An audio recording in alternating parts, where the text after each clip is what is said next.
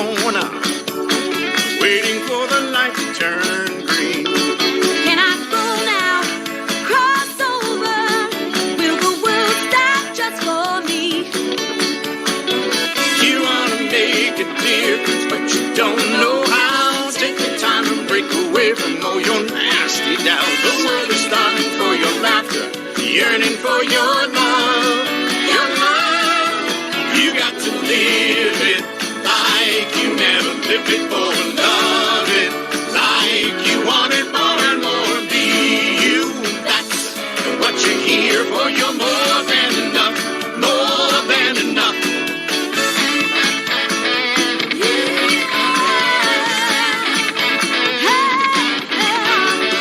Take one step and another.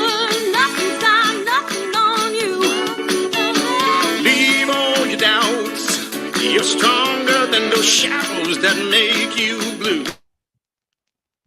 Hi, everybody. This is Frank Coppola. I'm glad you're back. I really appreciate you being here. Today's going to be an interesting day, I hope. Let me just tell you a little bit about my company. It's called Adding Perspective.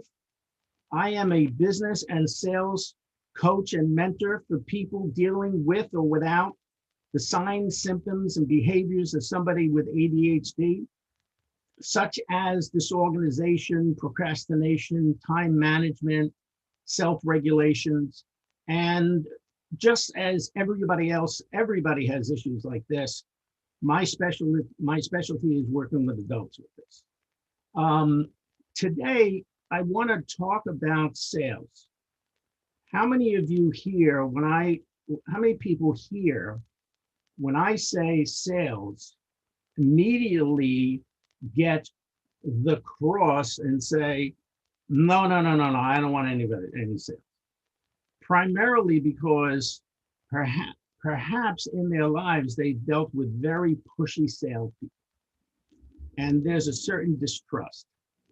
I'm going to show you a system that is not pushy, that's going to allow you to really engage your potential client and get them to talk.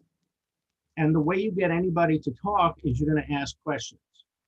So there'll be approximately 8 questions, and at the end, I'll give you a technique for having people buy into whatever you're selling. Now, I am a coach, a consultant, and a business mentor.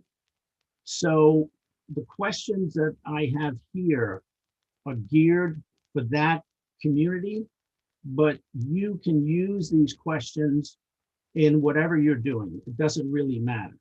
You just have to shape them a little bit for your community. Excuse me, I'm gonna get some water.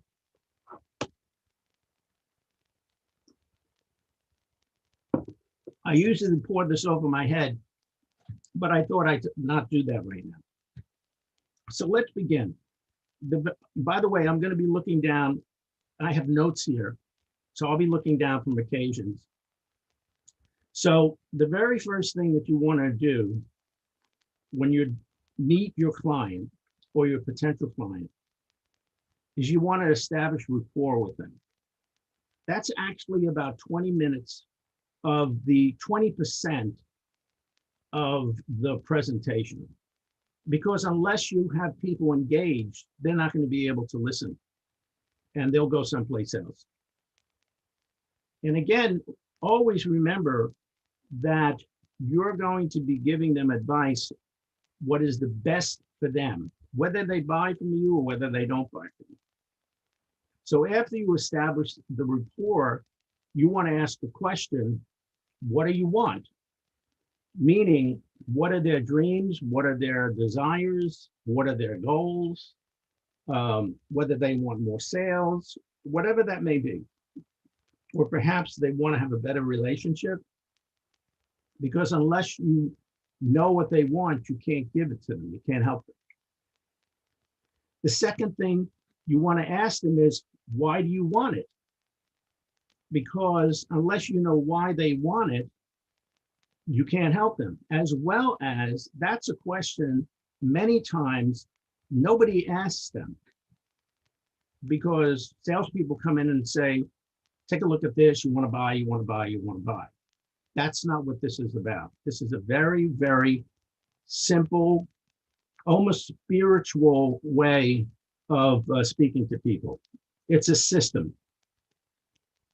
Again, you're going to ask them 3 things on each particular question. First question is, why do you want it? Okay. Next, under that is there anything else? And they'll tell you. Then you ask them, is there anything else? They'll say whatever it is. By the time they get down to the third, whatever you want, they'll really begin to tell you what is it that they want and why do they want it. The next question you want to ask them is, what's holding them back? Are there any obstacles, challenges that's slowing them down? If you're talking business, it may be my sales are so far off that I'm really concerned about my business. Or I'm doing so well that I want to be taken up to the next level. And I want somebody to come in and help me with this. Again, you need to know what they want in order for them to help you. The next question is, what is it costing you? What are the negative consequences, the feelings that are coming up to them if they don't necessarily work with you? That's going to come later. But that's what you're asking. What's it costing you? You want to move into where it's uncomfortable. And as you're asking these questions, you most likely will get uncomfortable. And something I learned from a mentor of mine is you need to get comfortable being uncomfortable. Because unless you do that, again, you won't be able to help your people. So after you ask them what's it costing you, the next question is, why now? Or have they brought in somebody to help them? You want to put urgency in this so that they can see that this is important. These questions are for them. These questions are to help them think through what's going on, because many times they'll just say, you know, I just need more sales, or I just need marketing, but they haven't really processed what is important for them within this. Because sales, you need to have something bigger than just yourself. They have to have a vision. And when I actually go into a company or working with somebody, I do an evaluation for them. And within that, you're also asking questions. The next thing, and this is an important one, this is how committed are they to take action, to do something different on a scale of 1 to 10. So if they say, I'm a 9, that's usually a 6. Or if they say, I'm a 7, that's usually a 4. You may want to say to them, I don't understand. You said that you wanted to really do something because you had some urgency here. You think it could be, you think you want to be doing more than that. If they say no, that's probably not a good client for you.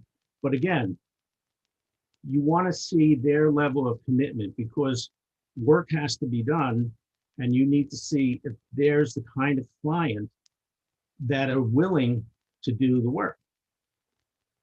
After everything is said, you're going to make recommendations. Say, listen, given your situation, here's what I think would be the best thing for you. And it's important that you be honest with them. You may not be able to help them, and you can say that, or you can ask more questions. Because at the very beginning, you want to say, listen, I'm here to some questions. I may not be the right person for you. If I'm not the right person, I'm happy to turn you on to somebody that could really help you. So when everything's said and done, then you want to make an offer. It's going to cost something. So you say the investment is, let's say, $5,000 in full. And if savings is important to you, cash flow is important, then you can pay me on a monthly basis over 3, 4, 6 months, whatever that may be. But it's going to cost them more than 5,000. It's going to cost them 6,000. So it could cost them more simply because it's to your benefit and their benefit they pay it off if they can pay it off. And the last thing is they're going to have objections. We can't go through the objections right now, but they're usually in the area of time, usually in the area of money. Many times it's in the area of a spouse. They'll say, you know what, I really need to go talk to my wife about this. And if that's the case, you say, fine, can we set up another meeting and then set up another meeting with them? Could be the next day. Say, how much time do you need? If they say next week, you may want to say, well, listen, what about tomorrow or the next day? You want to get them into another conversation because out of that, you want to see if there are any more objections. If they say no, your job is to really help them make a decision, yes or no. And after all the objections, they say, this is really something I don't want to do. Then you say, thank you. Is there anybody else that you may think I might be able to call? Because referrals are very strong. So let me go through the 10 questions and the 10 things. First one is establish a rapport. The second thing is, what do they want? The third thing is, what holds them back? The obstacles and challenges. The fourth thing is, what's it costing them? What are the negative consequences if they don't do something? Again, the next question is, why now? The sixth question is, how committed are they on a scale of 1 to 10? Then at the seventh question, you want to make recommendations. Given what you told me, I suggest that you do X, Y, and Z. The next question is, you make the offer. The investment is, and if money is a concern, or time is a concern, or savings is a concern, then it'll be this price. And you're always going to make that more expensive. And the last thing is you're managing objections. Time, money, spouse, anything. I'm going on vacation, these kinds of things. I cannot go through the techniques and all the ways that you manage objections right now, perhaps in a future show, but this gives you, again, opportunities to really work with your client to help them make a decision. That's the big thing. So before we move on to the next thing, I just want to tell you I'm offering a business acceleration evaluation for free. I will come in and do an evaluation, whether it is on your business or whether it is on you personally. For example, personally, you may be having problems with procrastination or time management or organization, things like this. This is an evaluation that we can pinpoint where you could use some help, and then we can go from there. So if this is something that you want to do, you'll see there is a bit.ly link on the screen, if I'm not mistaken. You can go there. That's my online calendar, and just book a time, and I'll give you a half hour of my time, and we'll go through this. Whether you want to work with me, whether you don't want to work with me, you can walk away with this, take it to somebody else. It's a valuable piece of information for you. Now, I think I need another glass of water.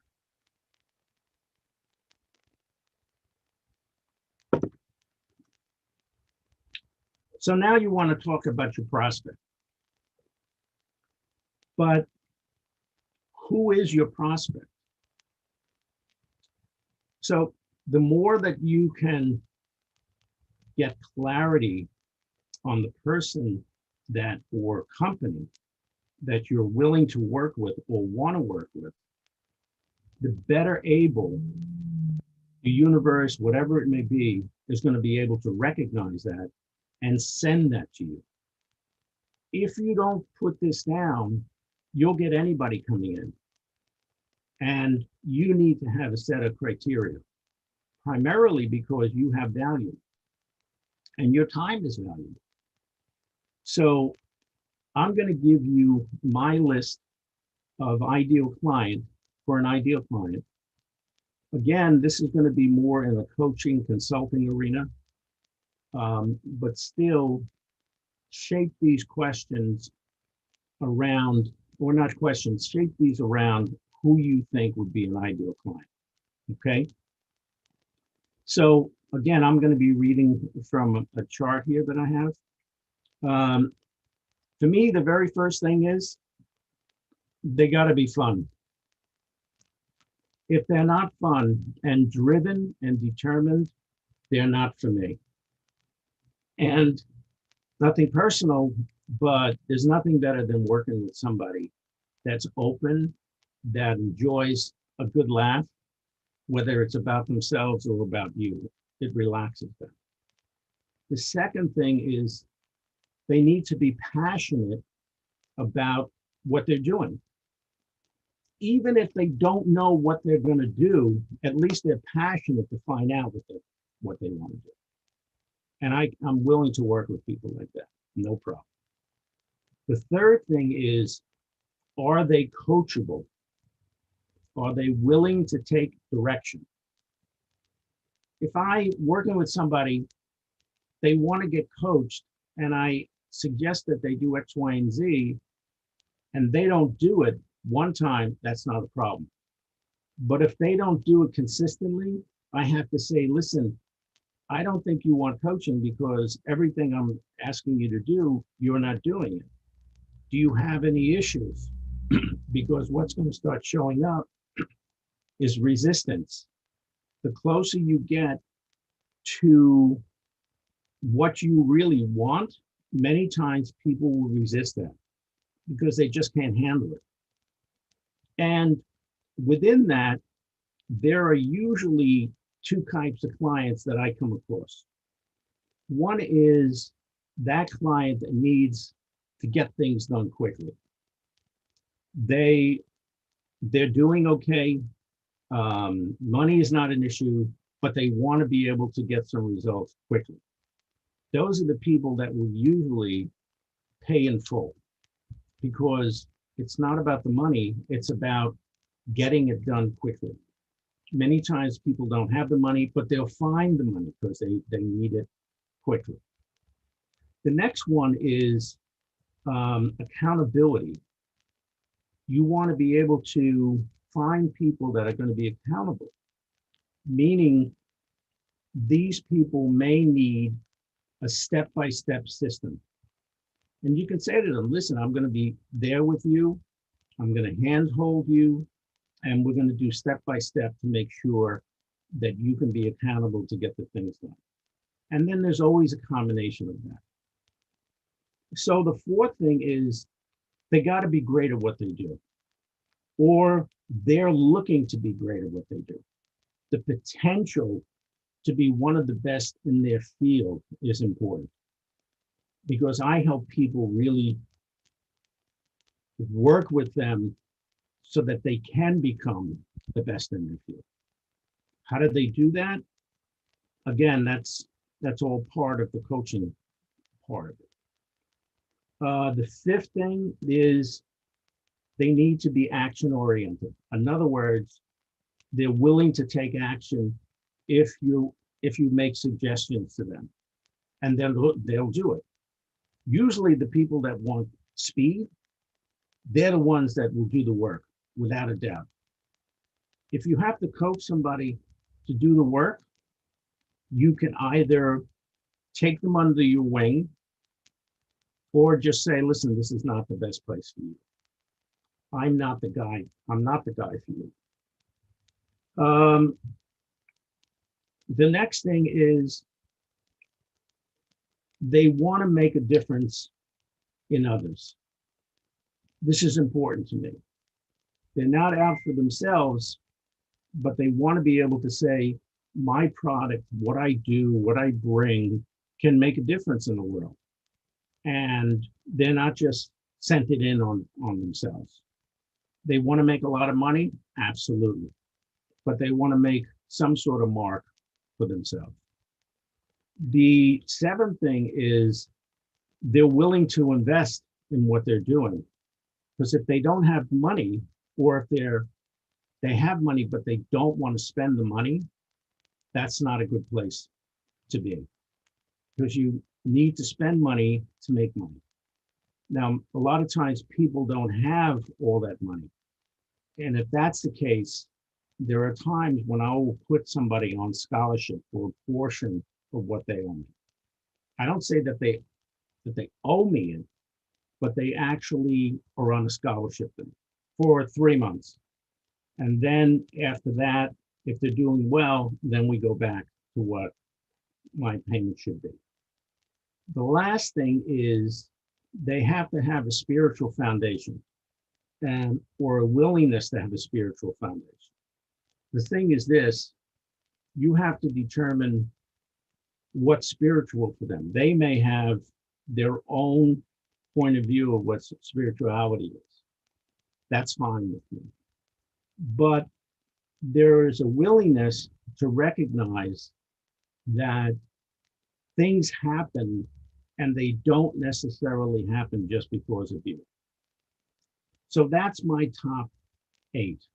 Again, you got to be fun, driven and determined, passionate about what they do, coachable, accountable, great at what they do, or they have the potential to be great at what they do, action-oriented. They want to make a positive difference. There is a willingness to invest in themselves, and that there's a spiritual foundation of what they're doing. Now, that's my ideal client. My suggestion is you take time, take a half hour and really think it through. Who do I want to work with? Because if you take on somebody, you're talking 3 months, it could be a year. So you want to make sure that you have that. And then within that, you'll have flexibility.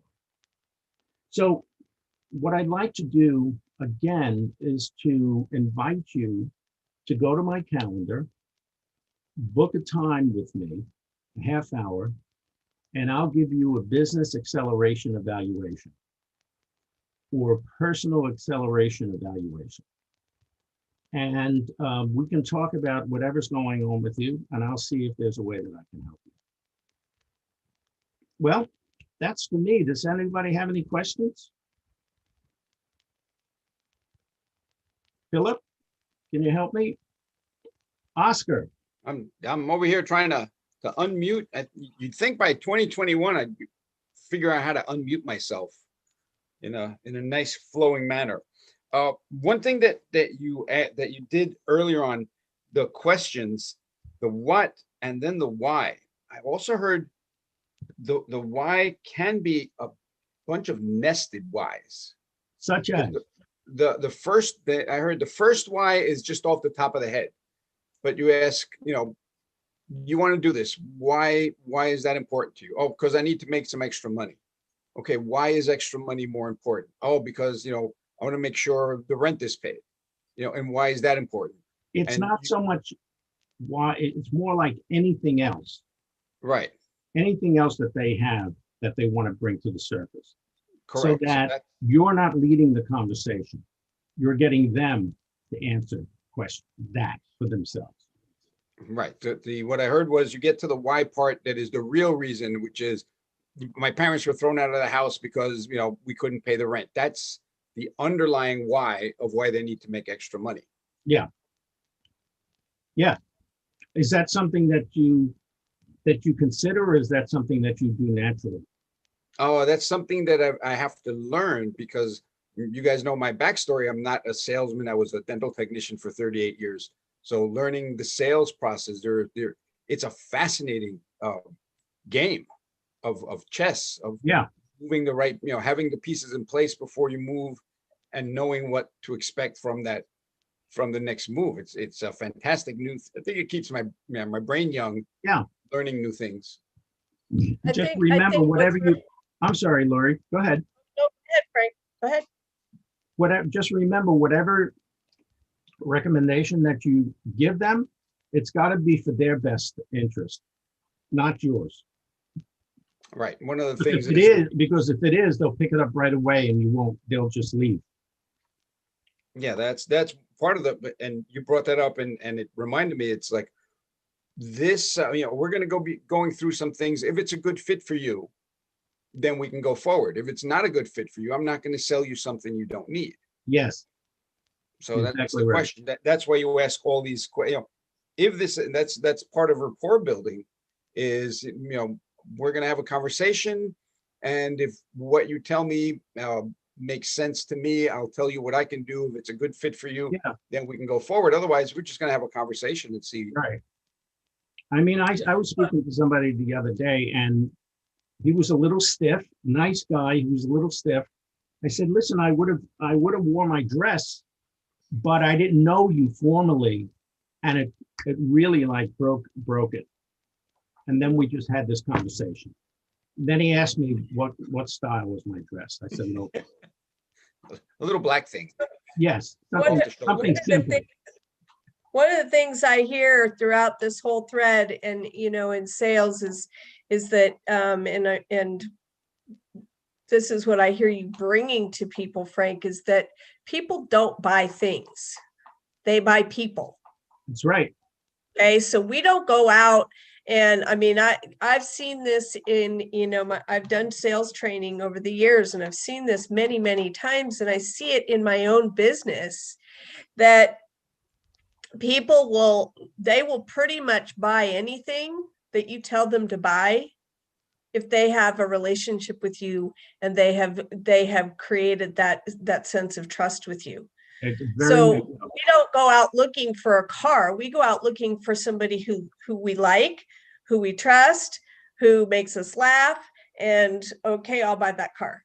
Yeah. And that's really the psychology about sales. And so I think that everything, what you're saying, Oscar, is right. But what you said, Frank, is amazing because I've gotten on these Zooms or in person with people and I'm talking to them and you can feel that like tense, like there's nothing, we're not going anywhere here because we're not on the same page. Right. And things like what you just talked about, Frank, when you can break the ice, that's one of the things that I've learned that I'm good at. So because I've learned I'm good at it, I love to do it, is when I'm getting on the phone or I'm talking to somebody who has requested help from me, but I don't know them. This is our first conversation. Right. Asking questions, what we call in psychology, what we call open-ended questions. Yeah. Questions that draw them into a story. Because you draw them into a story and then suddenly you have the opportunity to talk about the dress, right? Yeah. So humor, story, humor, story, humor, story, humor. And the next thing you know, they are pouring their whole life story out and you don't even have to ask the questions that you have on your little page, right, ready for the call so that you can help them what they want because they're going to tell you what you need to know anyway. Yeah, So I think, Frank, this is so awesome. And if you're out there struggling talking to people, because all sales is a relationship. And if That's you are right. not making those relationships, you got to see Frank. Thank you. It's interesting. There's another series of questions that I usually ask between meetings with people. And I asked this one question to this guy. And I said, one of the questions is, what are you grateful for this past week? And he started to cry. And he just opened up from it. Because he says, nobody ever cares. Nobody's ever asked me these questions. And he just started to cry. And from there, he just started to open up. And I got emotional with it. And it was really something to see there. So Frank, what do you think what is the trigger? What is it that someone who either isn't or feels that they are not good? Because this is all the time in building, building a team. I hear people say to me all the time, I love what you do. I want what you do. I want the financial legacy. I want this, I want that, but I can't sell. So, okay, so So where's the transition? Where do you say to that person that says, I can't sell, but yet they're a great communicator? I mean, to me, if you can communicate, you can sell. yeah, That's just me. so I agree with you. So what I say to people is that you actually can sell, but you don't have the experience of selling. And I bet you any amount of money, you've had a situation where somebody tried to sell you something and it was a bad experience and you don't want to do that. Mhm. Yeah. But the best salespeople are babies. Babies will get whatever it takes. They'll cry. And from the very beginning, you've been a salesperson. Okay. You're just developing another technique. And if people are brave enough to try it, and I say, why don't we just try it and see how it goes? If you want, I'll stay on the phone with you and we'll just listen. And I won't make any commentary. But it's important to be able to say to somebody, you can do this. If you want to step up to it, it takes a lot of courage. But if you want to step up to it, I can teach you how to do it. It's not that hard. Do you talk to people in that situation about changing the word? In other words, sell is Yeah. it has a dirty connotation. It goes back to the door-to-door salesman of Yeah. Electrolux and insurance. So I try to, I actually don't, I try not to use that word. Yeah. What I say is, look, we're going out and we're helping people. Mhm. So, our goal today is to go out and help people. In fact, when I'm talking to people about wealth or insurance or whatever it is that I'm on the phone about or in person, my response is not to say, I tell them, I'm not here to sell you anything. Right. I'm here to educate you. That's a good one. And, once I've educated you, if something makes sense to you, Right. then I'm here to see if I can help you put that in place. Yeah. When I'm face to face with a potential client, I never use the word sell yeah, because people don't want to be sold. They want a friend. without a doubt. I say offering. This is an offer. That's great. I'm going to educate you. I want to help. This is I really, Yeah. I really try to stay away from sales because at the very beginning I said most people don't like sales because they've been sold by somebody and they didn't have a good experience with that. Right. And they think, I don't want to have when I work with somebody, I said, when's the first time you ever had anybody sell you anything? Wow. And I go back to 5 years old in my father's restaurant when the Rheingold person who would bring in cases of beer. And my father said, I didn't order 5. I ordered 4. He said, no, take the 5th one. It'll be fine. And he was just selling my father. I thought, what a sleazy thing to do. That was fine, right? And I never, if anybody said you're going to be a salesman, I'd say, no way. And when I actually got into television commercials, they didn't call me a salesperson. They called me an executive producer. And I said, oh, that's great. Had I known it was sales, I wouldn't have done it. But you made But a you good can learn. point, though, right? We're salespeople from the day we're born. I mean, everything we do in life is sales, right? When you go to interview for a job, what are you doing? You're selling. You're selling yourself. You Yeah, know, you know when what?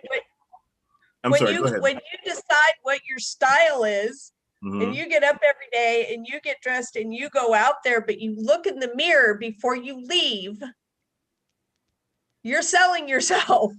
Yeah. You want that it's every time we're in a situation where we're personally trying to make an impression on anyone in any situation, whether it has anything to do with a monetary exchange, it's a Yeah. sales. Sure. I always say this, that not always, but for the most part, you have two different types of salespeople. You have the person that thinks of sales as an art, and you have the person that thinks of sales as a science. So they follow the science salesperson follows this formula, and they go, okay, if I do this, this, and this, I'm going to close the sale. And whenever that formula fails, they get so frustrated because they're following the numbers and they're following what they were taught on the formula and how to close the deal, and they've read all the science behind it. Yeah. But they have no relationship building. Yeah, they haven't worked with it. The Yeah. simplest thing to remember is you say to somebody, what do you want? They're going to tell you what the problem is, and then you're going to help them with the problem. That's it. That's it. That's it. It's so simple, isn't it? Right. That is so simple. It's the communication aspect. I have one of the most successful people I know swore up and down that they were not good at sales. They couldn't do sales. They had tried sales until a mentor, and this was years ago, told them, can you talk to people? And he laughed and said, what do you mean? That's my thing, my gift to gab. He called it his gift to gab. And his mentor looked at him and goes, well, then just talk. Wow. Right. Yeah. Because that's it. It's really the conversation. He was that guy that everybody, loved to talk to him. He was jovial. He was happy. Who's not going to buy from that, right? Exactly.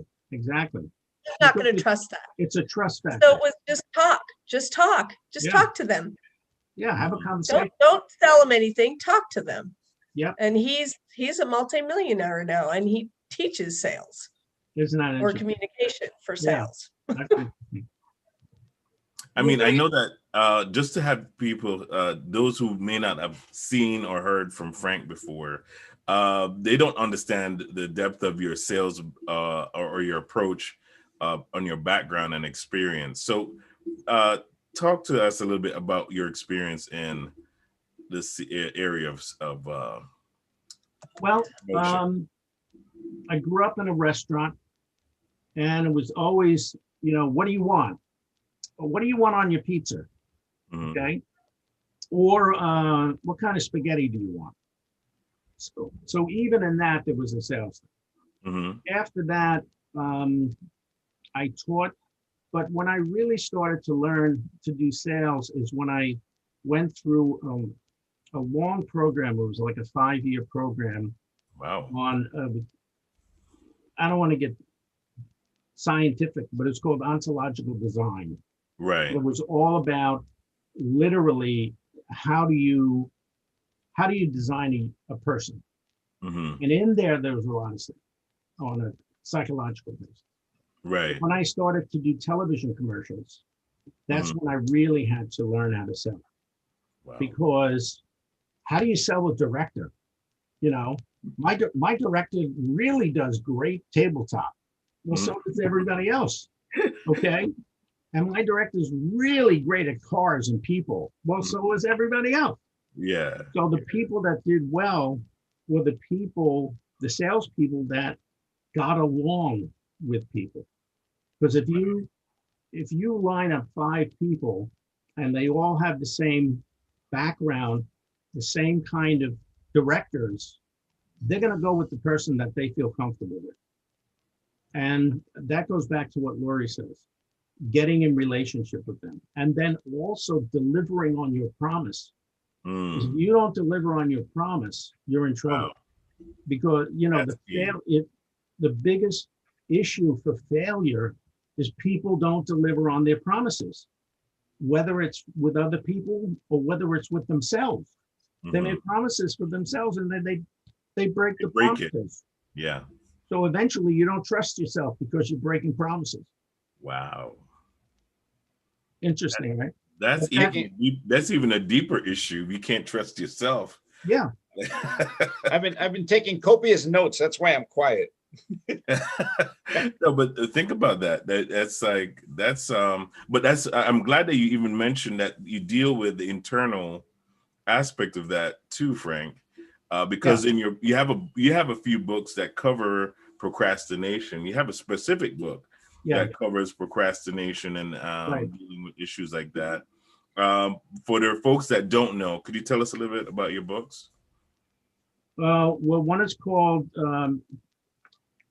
Get Into Action, 8 Simple Steps to Overcome Procrastination. You go up to Amazon, it's there.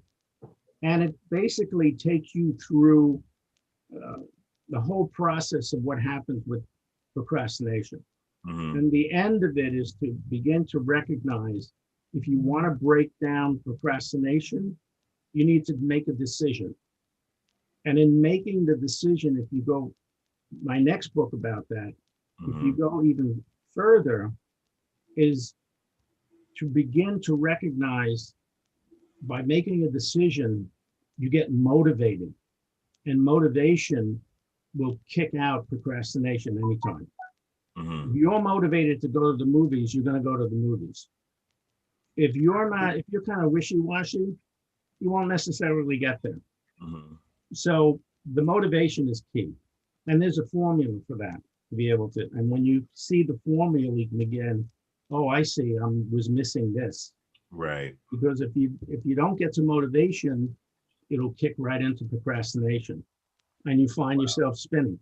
Yeah. And then not trusting myself. I can't do anything. Right.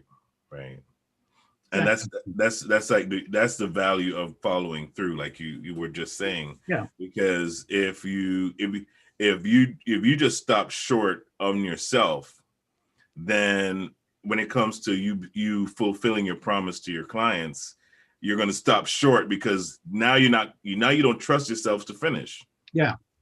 The other book I have is called Changing the it's about ADD. It's Changing the ADD Conversation. 10 steps of how to do that. And that's a pretty fun one because I can literally show people how to break the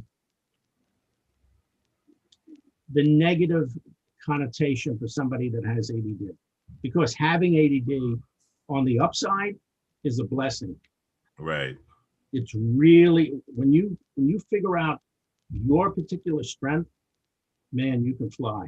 I mean, a lot of the people like Richard Branson and Justin Timberlake, and you can go right down the list. They all have ADD and they're all talented in a special way.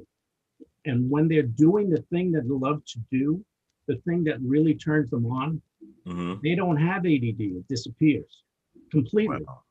The last D disappears. It's not a disorder. It's an advantage. Without a doubt.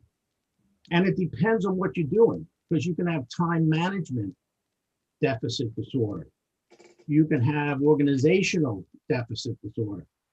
It's really in the moment what's going on. But again, when you figure out what's good for you, what you like, it all disappears. That's the key. Wow. Are you going to have issues? Without a doubt. But at least you know what's going on. But at least you'll have a handbook. You'll have a handbook to say, expect this, and when this happens, do this. And again, one of the things we keep saying on our shows is stop trying to do everything yourself with what you know got you to where you are. Right. What you Mhm. don't know is keeping you from going forward. Ask the experts and they'll guide you to the next steps to go Yeah. forward. Without a doubt. Well, that's what the book is dealing with the ADD conversation is about that. Thanks And for having me. you've met quite a few people in your business development as a business coach. You've met quite a few people struggling with those issues, right? Without a doubt. And everybody has it. You know, I tell people with ADD, you don't have a lock on procrastination. Mhm. You all have issues with that. There are specific reasons why someone with ADD has difficulty, and it has to do with brain chemistry and things like that. Mhm. Because the back of the mind actually is where you hold knowledge. So people with ADD are constantly looking for knowledge. The Wow. front of the brain is about performance and action. Mhm. Many people with ADD can't make the leap into action. So they wind up just spinning with all this knowing and saying, I don't get it. You know, why can't I do X, Y, and Z? Right. That's where coaching comes in. Got you. And that's how you can help them walk through Yeah. that. Yeah. It sounds kind of personal too. It sounds like you've helped yourself in a lot Oh, of yeah. Oh, Yeah. yeah. No, The Frank's reason I got been there, into it- done that. Yeah, the reason I got into this is that I had ADD. I got diagnosed. Mhm. And I said, I better learn how to coach people. I had learned that in another program because otherwise I'm going to forget everything that I'm learning. Right. And that's why, and plus, I had a moral obligation to help people because people don't know that they're in a prison. They don't even realize that they're in the prison. They just, something's wrong. Something's not right. They can't. Something is not working. Something's not working. Yeah. Yeah. When And they you get help them to that, find that out. yeah, when they get that and they hit bottom, Mhm. that's when they, you know, they're asked, or their wives or people around them to say, you know what, you may want to check this out. Yeah. So let's not wait until, the plane is going down. You shouldn't wait for the plane to start heading downwards, before you say, I need help. Yeah, and Abbott and Costello are actually in the seats in the plane, Uh-huh. And you're like saying, ah. Exactly. And all the signals are already in place telling you the plane is about to go down. Yeah. You really, What Frank does is says, before you get on a plane, here's your parachute just in case. Yeah. right. It's In case you get a bad. very important to help people and tell them the truth. There's something valuable about, being truthful with people. There's nothing wrong, but here's what I see, and you may be able to help you. Simple as that. That's awesome, Frank. Could you give us some your last words before we sign off for this week? Okay, last word. No. Let's see. Believe in yourself. You're bigger than you think you are. Wait a minute. I think those are lyrics to one of the songs you wrote. Yeah, that's it. And the other thing is that you're more than enough. Yeah. You're really more than enough. That's Never awesome. quit. Never quit's a good one. What's a good one for you, Oscar? Oh, I have a whole journal of really good sayings. Your time is limited, so don't waste it living someone else's life. Steve Jobs. That's a good one. Nice. I love that. I love that. What about you, Phil? Also, go ahead, Lori? Phil. Go ahead, Lori. No, I was just going to say, always fail forward.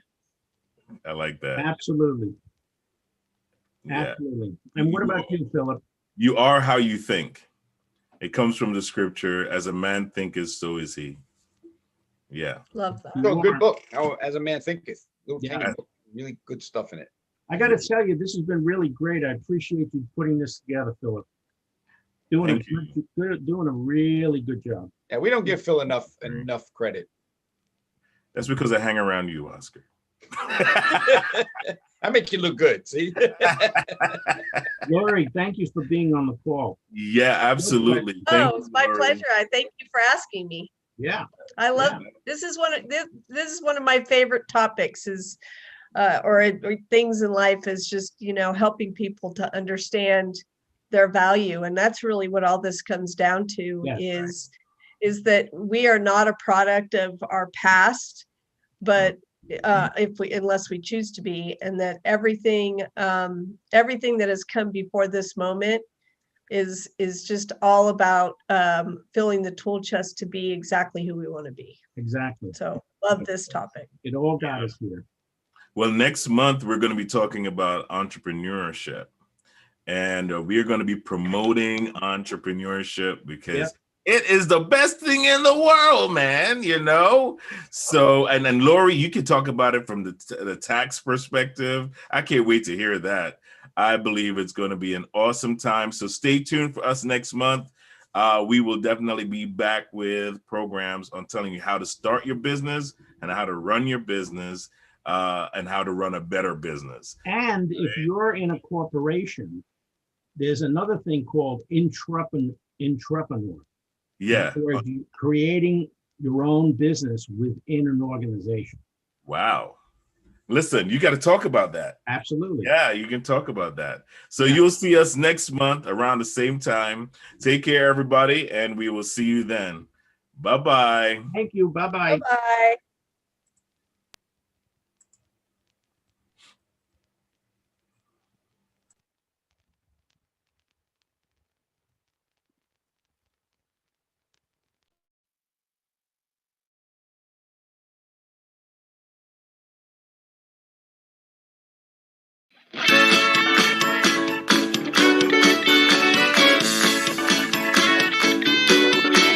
I've been standing on the corner, waiting for the light to turn green.